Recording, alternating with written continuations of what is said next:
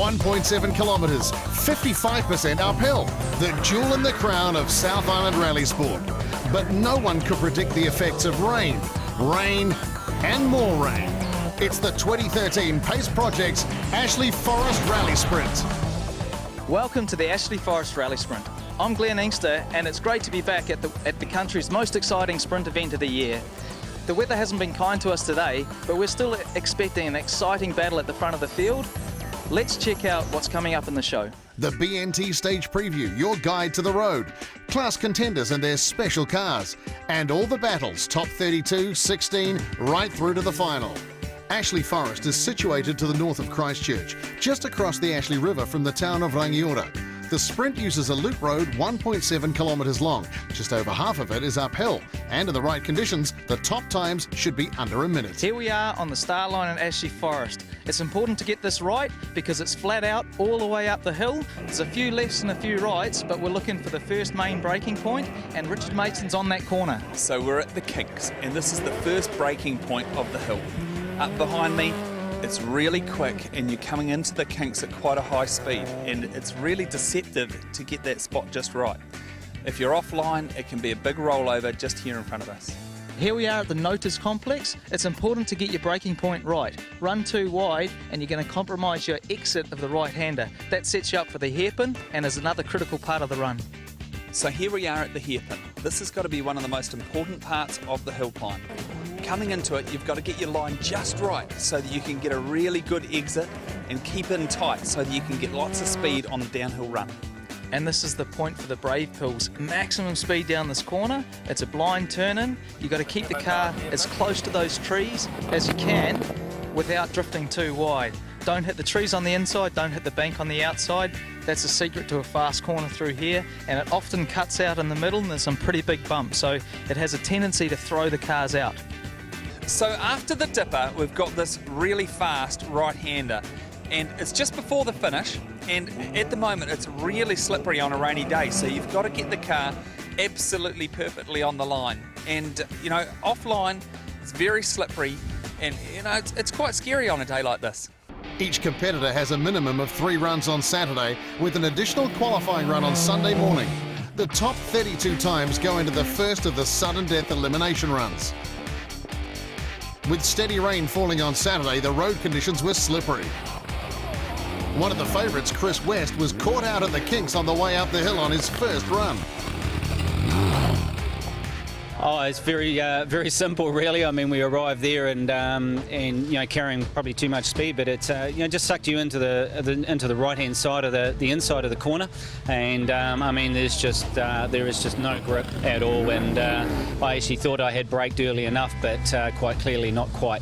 But more experienced drivers like former winner Trevor Crowe put up competitive times from the start. I love being at Ashley Forest to see the special cars. Just check this out, Toyota MR2, Nissan turbocharged engine, fastest two-wheel drive on the hill. That's Chris Hay in his turbo Toyota MR2. He's in competition with former winner Trevor Crowe in the open two-wheel drive class. Oh, well, it's a bit of a bitzer, really. It's an old Subaru Justy body that we bought for not very much money, and it's got a fairly good engine mid-mounted. It's about 400, 450 horsepower, and a 6-speed sequential gearbox out the back, which is out of an off-road car. And a lot of it's Crowe build, so the chassis and the frame and the suspension we built ourselves.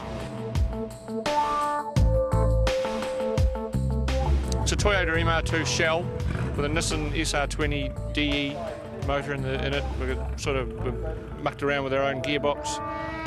It's about 340 horsepower and it's 50-50 weight split. I wanted something different, and I wanted something that would be more efficient than those old BDAs, and it's proven to be pretty much like that. Ashley Forest is all about sudden death. Sometimes you're out of the event before it even really gets started. Richard, the car didn't sound that good off the line, and the time tells a story. Yeah, off the line, we pulled first gear, and then as I came into second, the car just felt a little bit funny, and the engine was down a bit on power. So, you know, I just aborted the run and just drove around quietly. Really, we're not in a position to be able to pull the tappet covers off and have a look. The Subaru engine's quite difficult where they are. in the time that we've got to run the next run. The weather was still bad for the running of the top 32, so no records this year at Ashley Forest, but plenty of top action. Taylor Jansen showed his talent with the fastest time of the 1300cc cars on his run, and he was 22nd fastest. Don McLaren claims that he is retiring his trusty Escort Rotary and will miss the sound of this car at the Forest, but 19th fastest means that Don would go no further.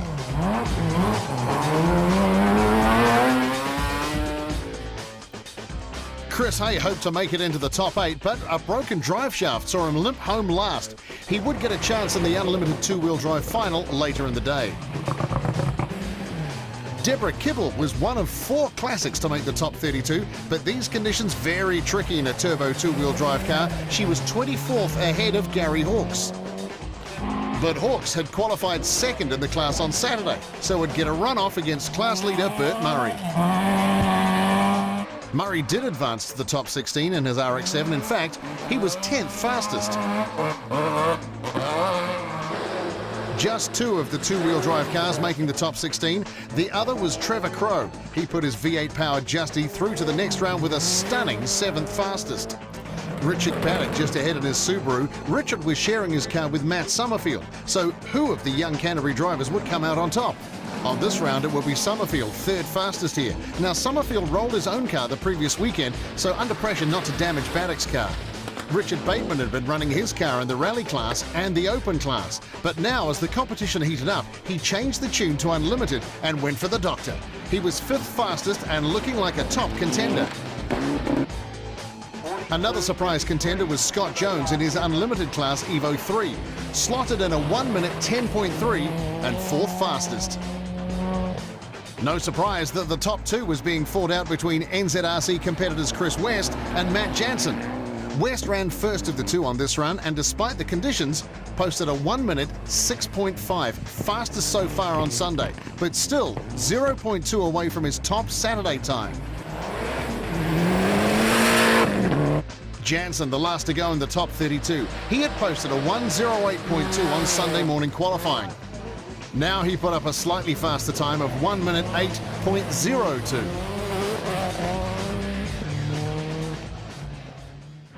So far then, Chris West at the top of the table with Matt Jansen right behind him. A great drive from Scott Jones. Trevor Crowe is the first of the two-wheel drives.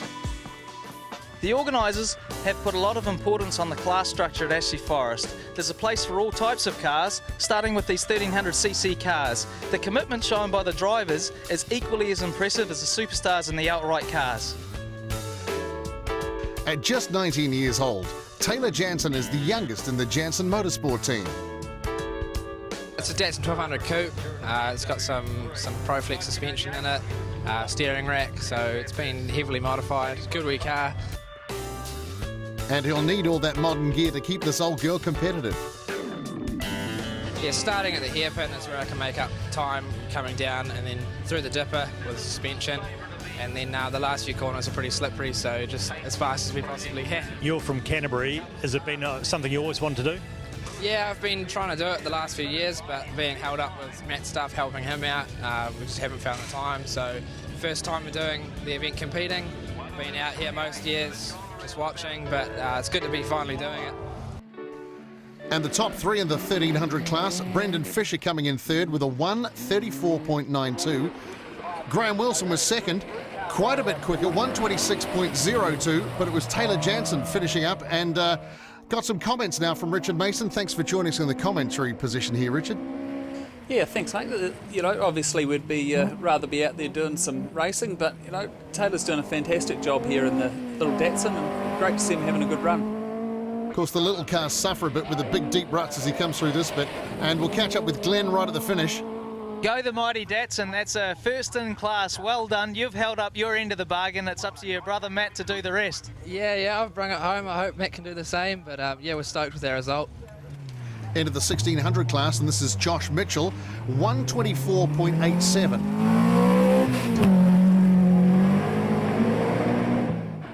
Second was Matt Sutherland with a 1:24.18, which is pretty close there, Richard.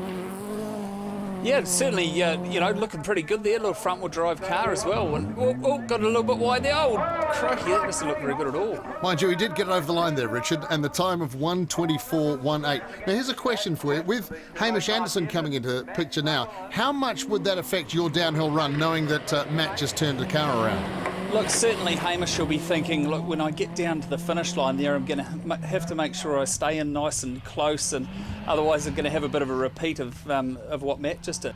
All right, as he goes around the corner and heading towards the line, 1:21.88 is going to be the time. And yeah, you made it through this bit. Well done, first place. Yeah, I'm stoked with that. It was a good run, tidy, and yeah, no errors at all. So yeah, happy with that. After the break, they're warming up at Ashley Forest, and we go cutthroat with the top 16.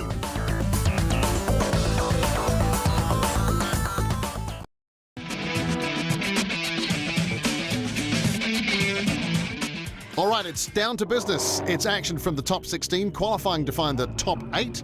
Glenn Engstrom and Richard Mason. First up, Trevor Crow's off the line and his Subaru Justy. He's going to be pushing hard to make the 8. Normally a two-wheel drive car won't go through this far into the event, so we'll just have to wait and see what the split time is at the top. Yeah, Trevor's been very consistent leading through the event, and you know, it'd be very hard to get that car to put the power down onto the ground. It's only rear-wheel drive, and it's quite powerful. Well, we see the stage time coming up as you go to the split. And it's all important in making this point absolutely on the money, isn't it, guys? Yeah, he's got a nice clean line coming there into the hairpin. And there we go. Split of 43.08. He's got good drive out of the hairpin. It's two-wheel drive, but the engine's in the middle of the car for good traction. Yeah, it is a nice little light car, so coming down the hill he might be able to make a little bit of a time up there where the heavier cars will struggle under braking. Whoa, a little bit of a moment there. It seems to have got it back together again. He loves throwing that car around, doesn't he? As we come towards the end, and we'll send Glenn out into the... a nice finish from Trevor Crow. And Glenn will catch up with him in the wet and the mud. Are you happy with the time? That is the scariest thing I've done for a long time. It's worse than coming over the top at Bathurst when it just starts raining. All right, Bert Murray's away, and 1:12.7. Geez, a lot of wheel spin in that Mazda. Yeah, it looks like he's really struggling to get it through into second gear there. A bit of a pity with a good start. That RX-7 seems to take all the way up the hill just to get out of first. It's got a super long first gear. Oh yeah, those Group B cars, they were something else, weren't they? Geez, and Bert's flapping away on the bodywork as well. Looks like it's trying to wink at you as it goes around the corner. But Bert's really chucking that car around, and you know, he's not really getting the best line, but he's certainly given it heaps. His times this weekend have been mega impressive though, so it's going to be good to see what he comes down the hill in. And not bad through the hairpin there, you know, like it is hard to get that car off the line with the tall first gear like that. And he's giving it everything on the way down. Oh, he just about missed that one. What did you say? Crikey, really pushing quite hard, and you know, he's obviously trying to get into the top 8. A nice spectacular run down to the line, and let's see what we've got as he comes around the corner, just clicking through the timing. And the time is still running. Yeah, look, the organisers have been saying that they're having trouble with the timing gear at the finish with all the mud that's getting flicked up. Well, he gets another run here, and it's another good start, and away he goes. Yeah, he'll be quite wound up. He'd be wanting to do a... Oh, hang on. Oh, it looks like he's broken something. He's definitely bailed out of that. Oh. Well, of course, it's all over anyway. It's elimination stuff. Okay, we'll catch up with Jason McConnell now on his Evo 6.5, a relative newcomer to the world of rallying, in fact, motorsport. He says that he's done the Ashley Forest once before, but it was a bit of a hearing moment, and looks like he's really having a bit of a tank slapper going up there, coming up to the hairpin. Looks like he's missed a bit of the handbrake. He really needed to get it turned in, but it's not going to be quick enough to get him through to the 8. So, have a few problems that run. Bugger. It's beer time now, mate. Well, Russell Burgess gets away to a clean start in the Celica. And it's good to see a Celica in this event. These things used to be at the front of the World Rally Championship. Didn't you drive one of these, Richard? Hey, I started my four-wheel drive career in an earlier model Celica than this, and you know, it was a really enjoyable car to drive, and back when I had it, we certainly didn't have the power that Russell's got out of this one. So, you know, it looks like an enjoyable car to drive, and he's having a ball, even way out there. Bouncing around, got 44.4 on the split. That's just a little bit down on Trevor Crowe, so we'll have to see if he can make up some time coming down the hill. Nice and clean through there. He was working the wheel quite well though. Just the one hand on the wheel. Yeah, it's an interesting technique coming down to the finish there. Maybe he's ready to go for another gear or something with the other hand. Stops the clock at 1:15.73. How did that run go? Messy. It's just so slippery, but it's fun though. It's absolutely awesome fun. And certainly having some fun. Gary Hawkes out on course now, and the four-wheel drive looks a lot cleaner and smoother through the run. Yeah, this car actually came from Brett Martin, so it was a former championship car, and you know, looks like he's really handling it quite nicely. Let's just check that split time. Yes, 42.21. He's going to be the quickest so far, so we'll just have to see whether others can match it. Yeah, really going over the top of the hill there with plenty of good pace. That road's starting to cut up, isn't it? Certainly is getting rough there. Some quite big potholes in there as well. How's that going to affect the other guys on the run? Look, really in these conditions, the only option is to get into the rut and make the most of it. Right, and it'll sort of carry around through the corner as he comes across the line. 1:12.85. Now, Richard Bannock appearing here, and this is a shared car over this weekend, but he's coming off a good result in the last rally he was in. Yeah, look, Canterbury Rally last weekend, and Richard did a fantastic job there. Look, just a little bit out in the loose stuff there, and look, it's flicked him across to the inside of the corner, and it's just so slippery, isn't it? It's very difficult conditions, so, you know, he's away again. But a good time to the split, 41, just over 41.96. Yeah, he's lost quite a bit of time there after the hairpin, though. And, you know, look, we're already at 108. It's going to be difficult to stay in the top 8 here. All right, as he comes up to the last corner, and we'll see where he stops the clock, and it's going to be 1:15.94. That's not going to be good enough. The look on the face says it wasn't maybe your best run. No, not at all. Oh, that was just unreal, like how slippery it's gotten. Out of the hairpin, we sort of got in the grass, and I just couldn't get back out of the grass. Chris West back on track now, and he seems to be going well. A little blast of flame as he goes around the corner. He's got that braking line good now. He's really on the pace, you know, considering what the slippery conditions are like.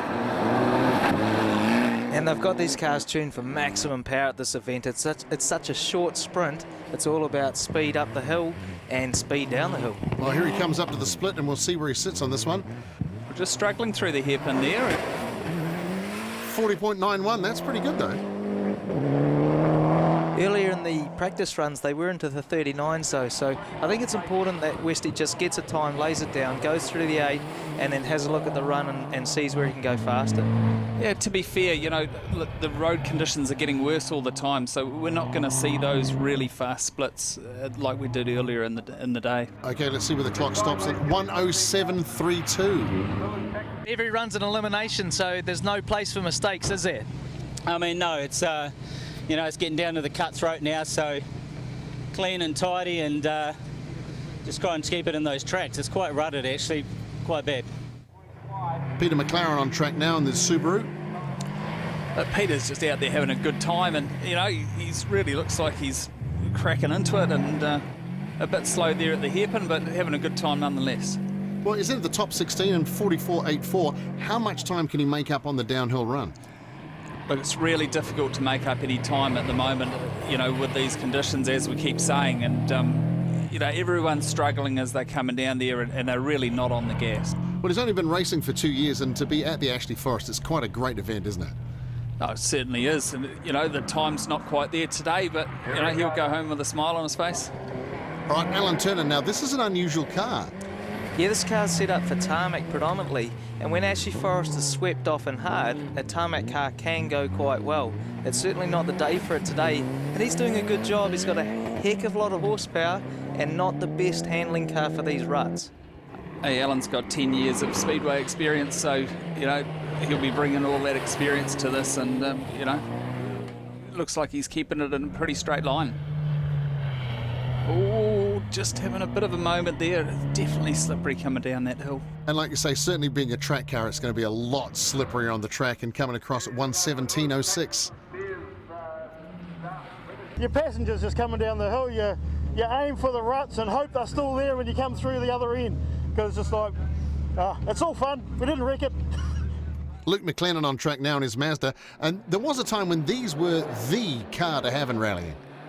And that wasn't that long ago. I remember seeing plenty of Ashley Forest rally sprints where, you know, these were in the top runoffs. Seems to have gone a little bit wide through those corners. Yeah, it looks like he's using the slow in, fast out technique, and it's definitely working for him. And, you know, this is not a car with lots of electronic diffs and all the rest of it. Split looks okay, you know, he's certainly on the gas on the way down the hill there. And this is a lightweight car with a locked diff. He's really having a good go, but look, he's just trying to hang on to those ruts. Oh, he's certainly got some bravery coming down the hill in these conditions, you know, good on him. Certainly giving it a bit of throttle as he comes around to the last corner. He goes a little bit wide and will stop the clock at 1:16.91. That won't be good enough, but spectacular all the same. All right, Paul Squire on the line and gets away to quite a good start. Certainly sounds like he's got some power. Yeah, I reckon that sounds really good. It's, you know, cracking into it now. We'll see how he looks up through here. We got used to watching Marty Rostenberg in the Evo 3s doing some sub-minute runs, so obviously that's not going to be on the cards today, but it's still good seeing these cars out there. Yeah, there's a lot of these cars out there, and there's no reason why they can't do a good time up Ashley Forest, and, you know, plenty of guys out there having a go. The Evo 3 is a bit lighter than the 6s and 7s, isn't it? Yeah, obviously, you know, lacking the electronics and the, you know, all that special stuff that makes these newer cars work very well. But, you know, in the right hands, they can really be driven hard and driven well. Well, 43.2 to the split. He could make it into the top 8 if he gets a good run downhill. Well, let's see how he goes down through here. Like, certainly keeping it pretty tidy coming down the hill, and, you know, not stepping a foot out of line too much. And just comes around the lagoon. There we go. 1:13.53. That's pretty good. Phil Sloan now in the Subaru, crackling and banging its way through the forest. Well, I was certainly looking forward to listening to Richard's car this weekend because I thought he was on for a good result, but we're going to have to make do with some of these other Subarus, Richard. Yeah, look, Phil's flying the flag here, but conditions really working against him, and, you know, it really does look like it's getting worse out there. Get quite rough there, quite rutted coming into the braking areas. And right through the main apex as well. Right on the run down to the final flag, and certainly working the wheel as he comes around the corner, and that's going to be a 1:15.11.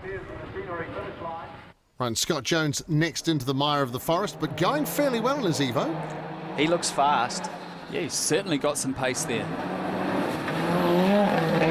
That's the most committed of the run so far in the top 16. Yeah, absolutely. You know, Scott's really given it a good go here. He's been at the Ashley Forest before and see what the split runs at the top, 41.37. That's a great time to the top. Yeah, and he's still going hard down there. Well, let's see how he comes down through the dipper. 2 hands on the wheel this time. Or a few bumps. I think he ran a bit wide there.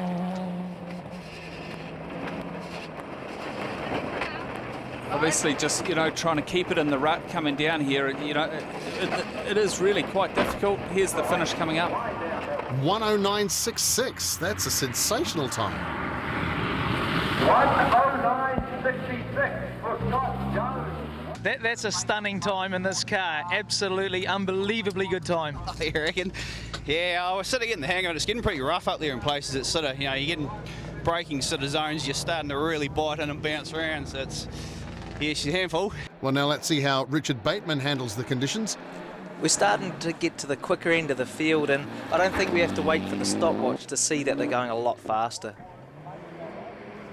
Yeah, Richard's getting a good line up through there, plenty of power onto the ground. Struggling through the hairpin a little bit. A lot of people struggling today to get that hairpin right.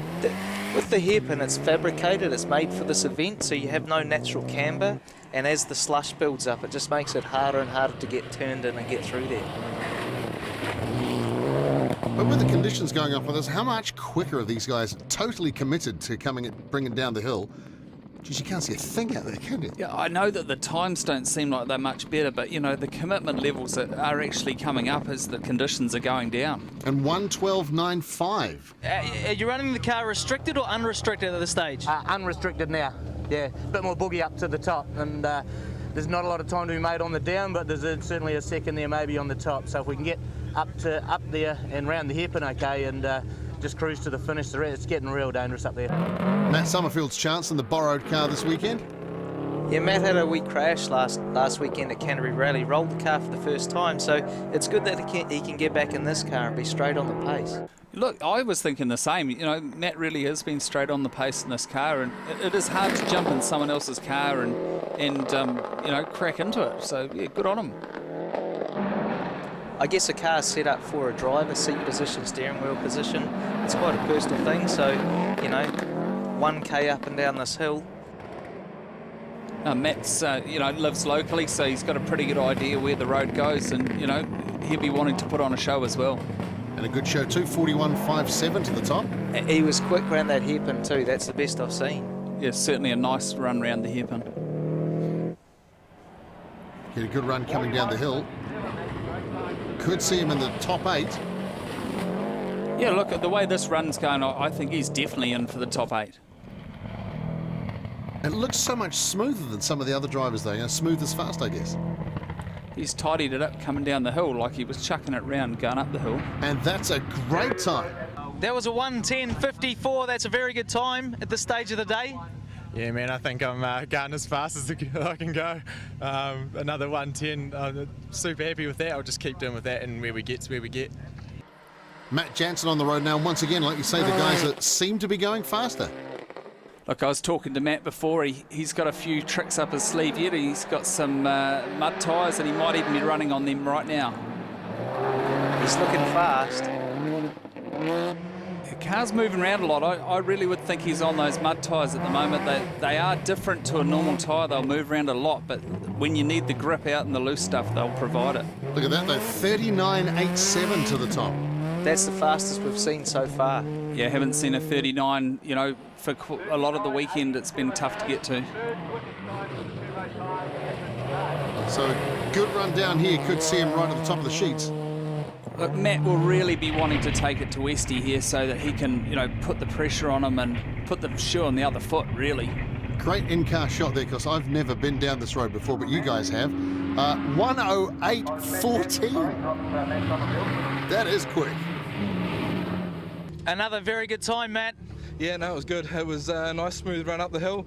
It's actually cutting up quite a lot. As long as you stay in those ruts, you'll be all right. But coming down the hill, the ruts are so big, you're starting to bounce out of them. So it's going to be very tricky come towards those final few runs.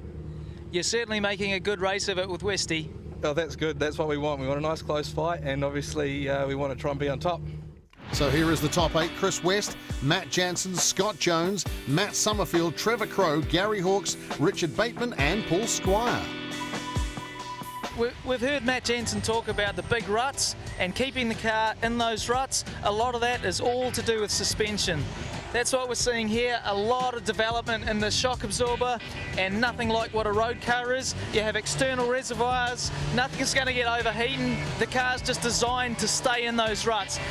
Inside these cars, the driver can adjust the diff setting depending on how much grip is available. So the slipperier it gets, the more lock they'll want to get the most traction. We're looking at the left rear suspension in the BNT Subaru of Richard Mason.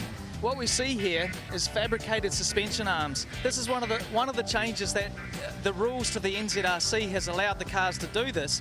And what it means is cars that are more suitable to Ashley Forest.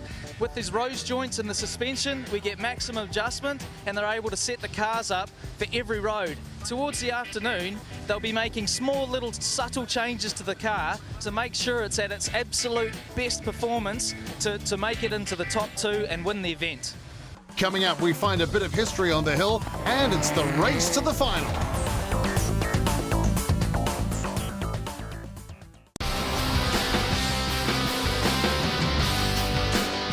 One of the great things about being at Ashley Forest is the history of the event and the cars that have competed at the event. This magnificent RX-7 first run here in 1985, and it was the first event for this car, driven by Neil Allport, and it's still setting fast times today. This is Bert Murray, and he is a big fan of these historic cars. It's good having these cars out with a sort of history for people to see. It's just a shame you need to be a duck today in these conditions, but yeah, it's good fun. You line up on that start line and you look at the hill, it's got a lot of history. You know, you look back at all those, you know, Kim Austin and, you know, all those people that have been here in the past, a lot of history, so you can't help but think about that. This is the RX-7 that Kim Austin used to break the two-wheel drive record, nowadays owned by Wade Henshaw. He actually beat a lot of four-wheel drives. He got second to Rod Millen, who had a four-wheel drive RX-7. So the car is in its original livery as you see it at the moment. Same engine, same gearbox, same everything. But it's just had a massive birthday and a big coat of paint and a few late nights. So we just really brought it here as a tribute really to him. This is a great event, and it sort of got me motivated me and some friends to put it all back together and run it. Unfortunately, only Gary Hawke survived the conditions to make the historic class runoff in his Escort. Don't these cars sound fantastic in the forest? That's what a lot of spectators come to see, and of course Gary's having plenty of goes at the hill. He's also doing the four-wheel drive class. And the open class two-wheel drive, Ross Teasdale on a car that's supercharged and turbocharged. That's a lot of grunt for not much grip. So it's a bit of a hairy ride for Ross up and down this hill. Yeah, look, Ross has been struggling with suspension all weekend, and you know he'll just be making the most of it now. Well, he's got around that hairpin okay. I guess the ruts is playing havoc with the suspension. Yeah, look, if you have a lot of power in a rear-wheel drive, and with these conditions, it's going to be hard work. And speaking of which, you know, here's one with a broken drive shaft. Chris Hay with further problems, and that leaves Trevor Crowe to take out the class victory.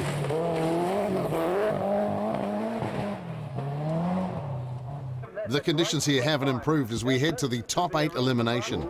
And fresh from his victory in the open class two-wheel drive, Trevor Crowe first to take it on in the 8. That's a good effort for a two-wheel drive car to be in the top 8 at Ashley Forest, especially when the conditions are so bad. Certainly Trevor using all his years of experience here and, you know, keeping it nice and tidy on the way up the hill. Again, rear-wheel drive, lots of power.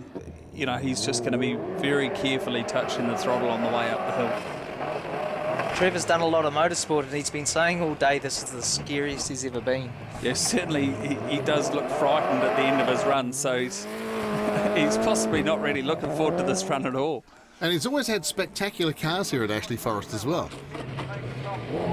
Yeah, it's certainly an interesting character, and you know, great to see him, you know, get out there every year and support the event, and you know, time and again he's there, and it's something that's spectacular and interesting. All right, first to the top 8 as he goes through the timing chutes now, and that's a 1:13.39. So not quite the quickest time Trevor's done at the event, but might not make it through to the 4. All right, Gary Hawke's off the line now, and of course, with the deteriorating conditions, mind you, that's still a fairly quick run. Certainly, we saw Gary come up here before, nice and tidy on the way up the hill, and he's really come to grips with this car, and he's driving it well, I think. It's all about getting to the top of the hill well, isn't it? And then it's just flat out on the way down. And Gary's just fresh from winning the classic two-wheel drive section of this event, so he's had plenty of miles at Ashley Forest this year. Oh, really nicely through the hairpin and not too wide on the exit. It's a good split time.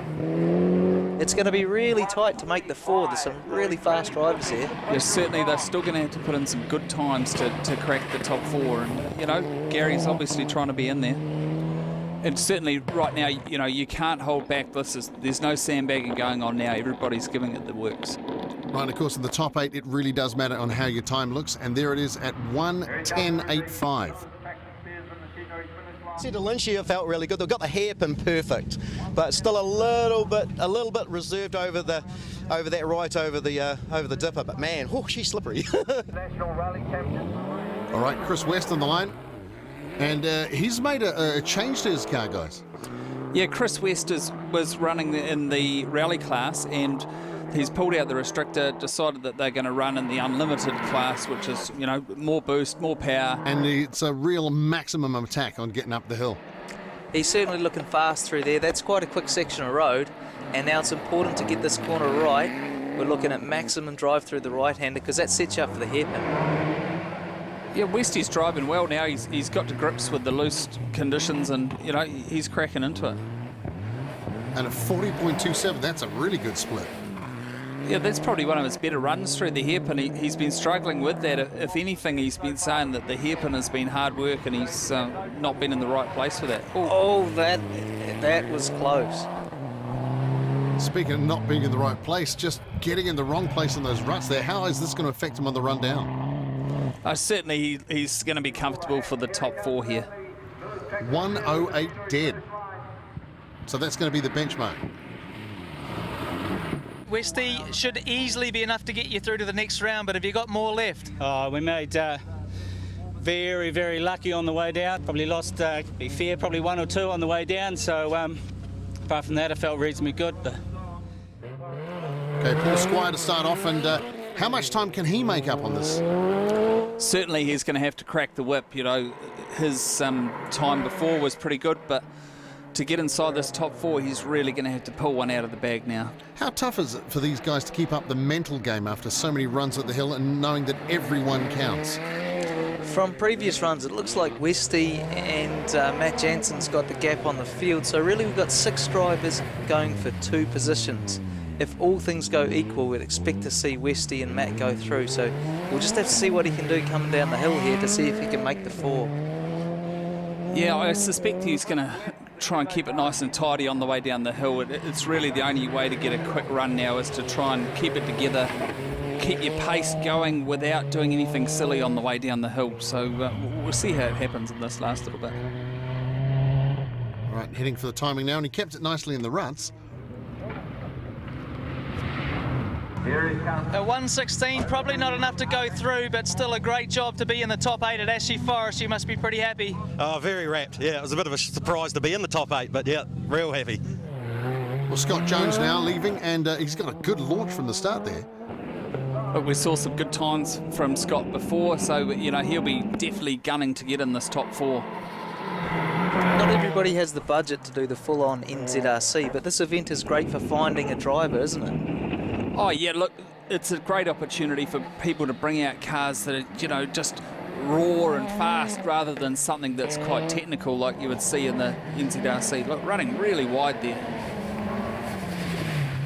And the rain streaming down, he's coming up there with the wipers on. You can just see it coming, sheeting across the top of the trees there. 42.11, is this going to be enough? Look, really looks like he's struggling in the conditions at the moment. A bit wide there as we saw before, and you know, maybe over-trying just a little bit here. He's certainly not lacking for bravery, and what he might lack in the little places going wide, he'll make up just for sheer commitment and speed. Yeah, absolutely. Like, it's very tough coming down there. Let's see the time. It's 111.3, so that's bumped Paul Squire out. You may be on the bubble at the moment, but you've done the time. The rest have got to do it. The pressure's on them. Yeah, we're starting with a clean slate again, I suppose, every round, isn't it? So, yeah, I'll see how we go. All right, Matt Summerfield now, launching the Subaru away. Look, Matt was saying before that he didn't think he had much left up his sleeve, but I'm sure that he'll try to just find a little bit more, just tidy up a few little corners and just get a few more tenths here and there. It's quite different, isn't it? Ashley Forest is on a gravel road, just like rallying, but the approach is a little bit more like circuit racing, maybe going for a top 10 shootout lap at Bathurst or something like that, just trying to find those tiny little bits and pieces a second. Yeah, just running wide there, we're seeing a bit of that now, and you know, I know what you're saying there, Glenn, it all depends on what the car before you does and where they end up going as to whether you can get a good line yourself.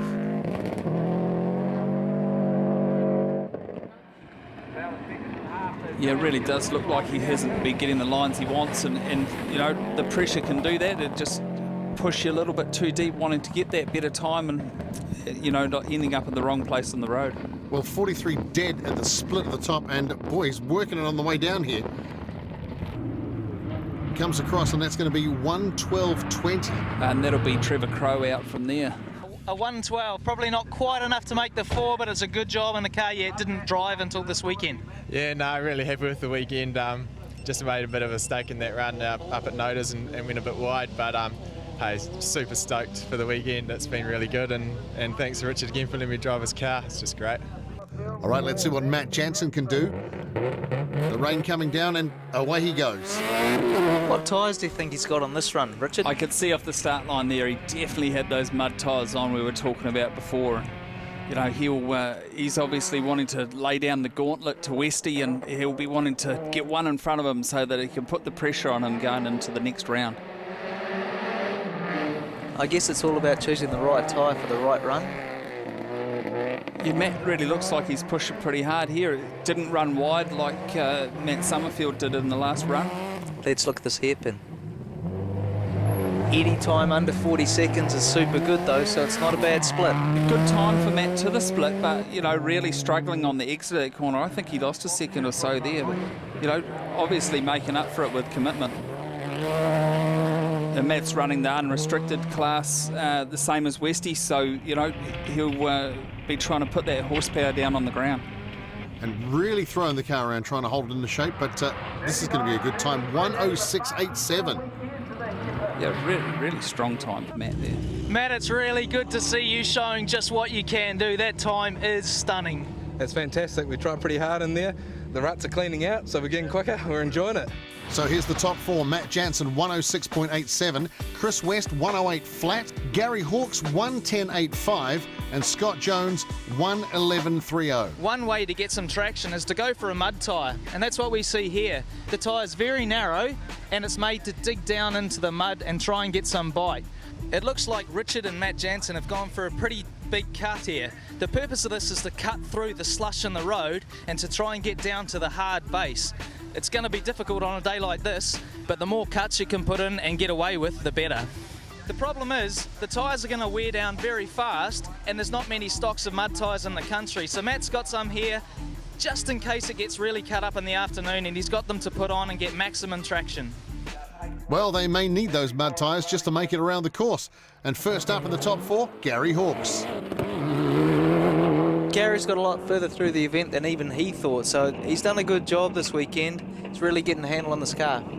Yeah, like I think he's been driving it nice and tidy and just really putting the power to the ground and getting the times that way. It's got to be tough on these guys being the first one in this knockout. If the next guy's faster than you're gone, just about. Yeah, well, he was third quickest going into this run, so I guess he'll be really trying hard to maintain third as a minimum and be the first one there to make use of any mistakes that the top boys make. All right, here he comes up to the split and... nice and tidy around the hairpin, good split time. Yeah, tail out there a bit in the loose stuff. You know, Gary will be thinking, hey, can I make up a second or two here and jump in with Matt and Westy, or do I just hold it together? And how do you make up that time in such a run like this? Look, it seems to me the best way at the moment is just as much loud pedal as you possibly can get away with that, you know, hold on down to the finish. And here he comes down to the finish, and this is going to be the one that he sets, 1:12.2. We've certainly seen a lot of you in different cars. Did you think you're going to be in the top four at the beginning of the day? No, absolutely not. I looked at the entry list at the start of the event and thought if we make the top 8, it'll be a bonus. You know, be in the top 4, absolutely wrapped. 1:12.2 is the time to beat, and here goes Chris West. We're certainly expecting Westy to be in the top 2, so let's just see what sort of time he can do and see what improvements he can make. Yeah, look, Chris has been around for a while and he'll have a few tricks up his sleeve yet. You can be sure that he'll be wanting to respond to Matt now and, you know, make sure that he's in the right place to be in that top 2 and, you know, in for the fight at the finish. He had a big moment coming down the hill last time, so I guess that's one area to improve. Yeah, look, Westy's been struggling with the dipper and the hairpin this weekend. They're the two places that he's really been trying to get right. Let's see how he goes now. Really not grouse through the hairpin, but a good time, 39.48. I think that hairpin has been quite a tricky corner for everyone all weekend. It's just, it hasn't really got a good base around it. Look, not a bad run through there on the dipper for Westy. That's probably his best run through there. Right, and his total commitment is also the damage on the side of the car from where he actually went off earlier in the day. And 1:06.29. All things panning out as they should. Possibly looks like you and Matt into the final. Yes, we have some cars to go, but come the final, you got anything left? Oh, I mean, it's yeah, it's strange. Probably slow is faster in this case. So yeah, there's definitely some on the way down, but it's a fine line there. All right, here we go with Scott Jones. And if he can get a good time in here, this could move on Gary Hawkes. Look, Scott had a bit of a messy run on the last one, and he'll be looking to tidy that up. He's certainly got the bravery. He'll be wanting to just line it up a bit, get that power on the ground. So into the first big corner of the run, looking fast through there. How important is it to get that first corner right, just to set the car up? The braking point to turn one. Oh, that was a big moment. Nearly caught out there, but he's managed to recover. Really, I think he was in for a good time at the hairpin, but I think it might have scared him a bit. That was as close as you'll get to tipping it over without actually putting the roof on the road. And this is going to be exciting on the run down. Here he goes, look, total commitment. Whoa! Crikey, just, he did that on the run before as well, just struggling exiting the dipper there. And here we go with a total commitment with the quite hair-raising run. How is the time going to be? Look at that, 1:10.68. So Gary Hawkes is out. We've heard some reports it wasn't all clean, but the time's certainly fast. Yeah, I was looking down past here at one stage, it's a shingle, it wasn't flash. That was quite a big moment actually. I just sort of going too quick into the corner and buttoned off and just sort of hit the bank, and yeah, wasn't flash. All down now to see what Matt Jansen can do. Oh, look, he's just duffed the start a little bit there, and a few nerves might be starting to show. Wow, well he did a 1:06.87 to get into the top four, so that would put him on to battle it out with Chris West if he can hang it together. That's right. All weekend he's shown he's had the speed, and he's surprised me with how much pace he has had. But you've got to do it every run, so no mistakes. He hasn't made the best of starts to the run, but he's certainly making up for it now. You're really trying hard there, Matt. Good to see him getting a good line there on the exits. Well, here comes the all-important split, and see how we go. 39.2. That's a super time considering he had the little bubble. He was right out wide there on the exit though, probably lost half a second or two there. This is going to be a great run. It looks like it will have him in the top two runoff. Wow, this in-car, I don't know how we can see where he's going with that glare from the fog. He's certainly trying hard coming down here, isn't he? And here it is, the big, 1:06.24. You've certainly stepped it up, and waiting for you to come across that last corner, it's pretty special, so it must be amazing in the car. Oh, it's amazing to that quick in the car. Like, we've never driven a car with this much power before, and to come down the hill like that, I've never had a car that will light up in 4th and 5th gear downhill. It's pretty cool. So Matt is going straight back onto the hill and put the pressure on Chris West. Well, Matt being the fastest qualifier in that run that we've just seen, he gets the choice of which order he runs. He's going to go first, the car's warm, the tyre's warm, he's just done the run, he knows all the braking points, he just wants to go out, go as fast as he can and lay out on time and put the pressure onto Chris West. This is the do or die run for Matt. It's hard to be going 100 miles an hour, and he'll be knowing that this is the one. If he mucks up this run, none of the runs beforehand are going to mean anything. And it looks like he's run quite wide there. And he'll pay for that. It was looking good till that point, so maybe he's just lost half a second, but not a bad split. And wide again. He's really struggling to get away there. Like, he's made a couple of crucial errors there. But this is going to be the time to set. And keep an eye on that clock as he comes down, stays in the ruts to keep it nice and quick. He's carrying some pace there. As we come up over the hill, this is full commitment stuff. And this looks quick. This does look fast. That is 1:06.08, fastest time of the day, really putting the pressure on Chris West. Stunning time again. You're almost in the fives, very low 06. That's superb. Oh, that's fantastic. We made a mistake at the hairpin and just got out in the loose stuff, so hopefully Westy doesn't capitalise on that, but we've put up as much of a fight as we can. I think it's a very good call to go first. Yeah, it was. We wanted to keep the temps in the tyres, temps in the brakes, and also the intercooler temp was still down. So the big advantage with the Mitsubishi is it can cool its intercooler a lot better than we can with it sitting on top of the engine. So we had to bear that in mind. Here we go. It's the big last run of the day. Can Chris West do it? He'll have to go quicker than anybody else has gone all weekend to do it. I was talking about Westy having a couple of tricks up his sleeve, and I know that he had some really soft compound tyres in there that were hidden in the truck, and he would definitely have pulled those out for this run. All right, and how close is it going to be? Once again, looks spectacular and smooth, doesn't it? They're really putting the power on the ground. Yeah, you know, Westy has driven quite nicely this weekend, so he'll be very happy with himself. It's a nice tidy line through Notice. Right, Let's see this happen. Here we go.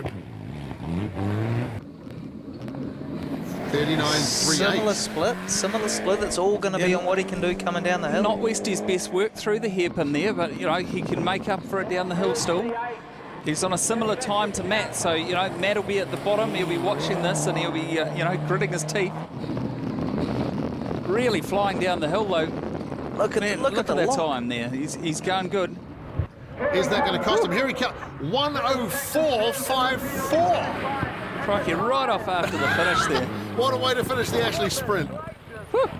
The road didn't lend itself to record times, but you've certainly made this event memorable. Oh, I mean, that's, the pressure was on. I mean, Matt's turned it up in those last two runs, and, we saved the best to last, and, that's what we enjoy is the pressure, and, things are getting better and better. I mean, the championship is obviously an important part, but for us, as far as New Zealand Championship, but I mean, here, it's a great opportunity to be here, local crowd, and, just a great way to finish a very wet weekend. So Chris West takes his first Ashley Forest Rally Sprint win and the Pace Projects Trophy for 2013.